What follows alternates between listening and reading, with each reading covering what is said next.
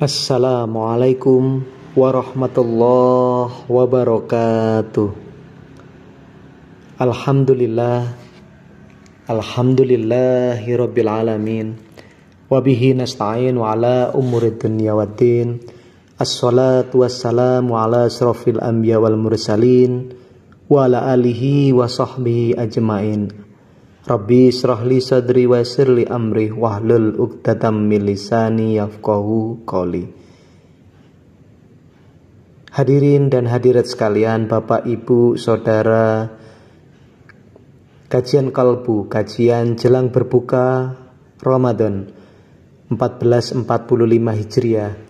Syukur alhamdulillah, puji syukur kehadirat Allah Subhanahu wa taala.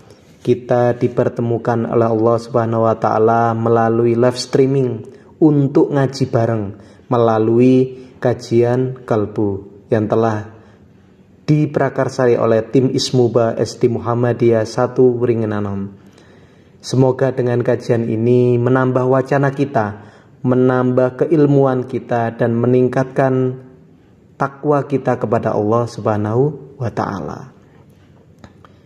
Hadirin pendengar kajian kalbu yang dirahmati Allah Subhanahu wa taala, sedikit yang mungkin bisa kita kaji pada sore hari ini, yakni tentang rendah hati. Iya, mengapa kita mengkaji tentang rendah hati? Ternyata rendah hati ini sangat luar biasa untuk kita pelajari. Kita mungkin mengenal makhluk Allah yang bernama iblis. Iya, kita tahu bahwa iblis adalah makhluk Allah yang diciptakan jauh sebelum manusia. Iblis dikenal ibadah yang sangat hebat, apalagi ilmu. Iblis lebih jagonya. Hanya saja rendah hati iblis tidak punya. Itu yang membedakan iblis dengan manusia. Dahulu sebelum diusir dari surga, iblis dikenal sebagai makhluk yang amat taat beribadah kepada Allah Subhanahu wa taala. Ada riwayat yang menyebutkan setiap 1000 tahun ia dinaikkan Allah ke langit yang lebih tinggi, hingga di langit ke-7 ia dipanggil Azazil dan mendapat derajat Al-Muqarrabun. Karena keilmuannya ia diangkat menjadi penasehat, lalu menjadi pemimpin para malaikat selama puluhan ribu tahun. Itulah iblis. Namun apa yang terjadi, Bapak Ibu sekalian? Setelah Allah menciptakan Adam dan meminta iblis untuk bersujud kepada Adam, ia berkata, "Aku lebih baik daripadanya. Engkau ciptakan aku dari api, sedangkan dia," yakni Nabi Adam, itu diciptakan dari tanah. Bapak Ibu bisa lihat di Quran surat ke-7, yakni surat Al-A'raf ayat 12. A'udzubillahi minasyaitonirrajim. Qala, Allah berfirman, "Ma mana'aka?" Apa yang menghalangimu? Allah tasjuda, sehingga kamu tidak mau bersujud kepadanya. It amartuka, kepada aku, sehingga ketika aku menyuruhmu. Qala, iblis menjawab, ana khairum minhu, saya lebih baik daripada dia. Khalaqtani, engkau ciptakan aku, minnar, dari api. Wa khalaqtana, sedangkan dia, yakni Nabi Adam, mintin, dari tanah.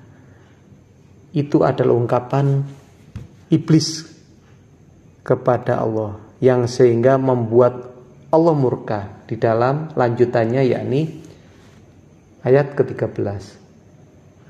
Allah berfirman, maka turunlah kamu, turun dari surga, karena kamu tidak sepatutnya menyombongkan diri di dalamnya.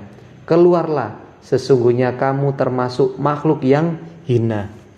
Itu Bapak Ibu sekalian yang bisa kita pelajari di dalam surat Al-A'raf ayat 12-13. Kita bisa mempelajari, mengambil hikmah dari kejadian tersebut, bahwa sesungguhnya kita tidak patut untuk sombong, karena sombong adalah sifatnya iblis. Jadi Imam Al-Ghazali dalam Ihya Ulumuddin pernah berkata, barang siapa yang merasa lebih baik daripada orang lain, maka dia telah tertipu oleh setan. Dan Ibnu Qayyim pernah berkata, rendah hatilah, karena rendah hati itu adalah jalan menuju kemuliaan sejati, sedangkan kesombongan itu adalah jalan menuju kehancuran. Jadi Bapak Ibu sekalian, mari kita hilangkan kesombongan di diri kita. Jadi mereka yang rendah hati biasanya lebih memilih diam dan lebih banyak mendengarkan, sementara mereka yang sombong, yakni sombong itu identik cenderung banyak bicara. Jadi ada momen ungkapan tong kosong nyaring bunyinya. Jadi itu Bapak Ibu sekalian, coba kita introspeksi kepada diri kita masing-masing. Rasulullah SAW pernah menekankan diam sebagai pilihan jika tidak punya hal yang baik untuk diungkapkan atau diucapkan. Jadi kalau kita tidak punya sesuatu pilihan yang baik, lebih baik diam. Jadi barang siapa yang beriman kepada Allah pada hari akhir, hendaklah ia berkata yang baik atau diam. Itu disampaikan dalam Al-Bukhari 559. Jadi orang yang sombong, yang merasa serba tahu, itu biasanya enggan untuk mendengar, sehingga hikmah luput darinya. Jadi orang-orang tidak mendapatkan hikmah dari sesuatunya karena apa? Luput, tidak mau mendengarkan. Dan biasanya sebagian orang yang seperti itu terhalang dari ilmunya karena kurang mampu untuk diam. Banyak omongnya alias belgedut, ya. Akhirnya sedikit yang bisa diterimanya. Sayyidina Ali juga pernah berkata, orang yang telah berlalu banyak bicara itu biasanya banyak kesalahan. yakni orang yang banyak kesalahan itu akan berkurang rasa malunya. Jadi berkurang pula ketakwaannya, sehingga berkurang ketakwaannya ini yang kita garis bawahi dalam bulan suci Ramadan ini. Mari kita untuk mendapatkan gelar takwa ini, kita introspeksi, kita mengurangi banyak kesalahan melalui media rendah hati ini. Dengan rendah hati ini kita hilangkan sombong, harapan kita derajat takwa kita bisa kita terima. Sudah kita hilangkan semuanya. Oh, sing bangun iku aku. Lu sopo sing gak bangun lah ke aku iku. Lu iku ngene sopo? Iku ngonanku. Hal-hal semacam itu, ungkapan-ungkapan itu mari kita singkirkan.